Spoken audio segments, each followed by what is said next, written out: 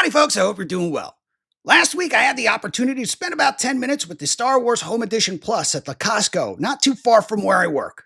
I'd like to apologize in advance for the terrible camera work. However, when you're by yourself and you're trying to play and shoot, it just doesn't work out so well.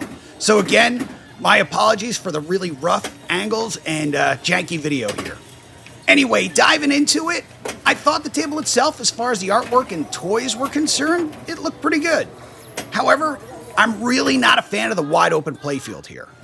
It just feels basic and uninspired as much as the ball feels sometimes. Unless you're knocking it around with the flippers or bouncing it off some of the targets and whatnot, the ball feels pretty lazy a majority of the time. Especially when launching the ball. At times it felt like it didn't have enough power to push the ball up the ramp.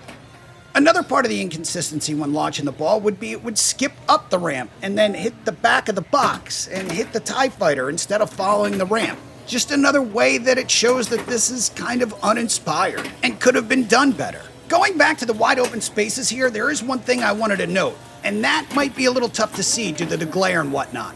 But there's actually a ball stuck in the playfield. I don't know if this is a common occurrence or somebody got lazy when they set it up, but it's just another thing that you may have to address frequently if you pick up the table.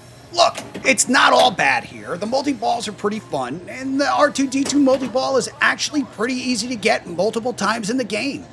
At the end of the day, I would say this is a skip.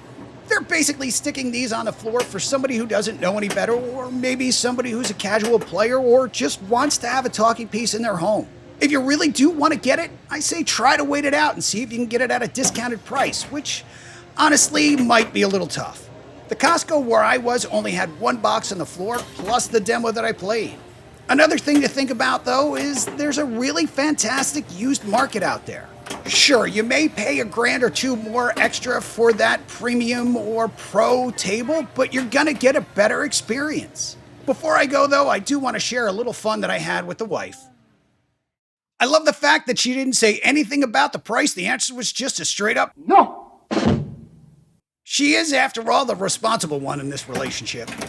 Well, that's it for this one, folks. If you liked the video, please give me a thumbs up, subscribe. If you didn't like the video, give me a thumbs down. Please let me know why. Subscribe and give me another shot. If there's anything you'd like to see me cover, please let me know. If there's anything you'd like me to change or think I could do better, again, please let me know. If you hung out to the end, thank you for sticking around. I just want to say I appreciate you. I appreciate your time. And as always, stay safe, be well, and take care.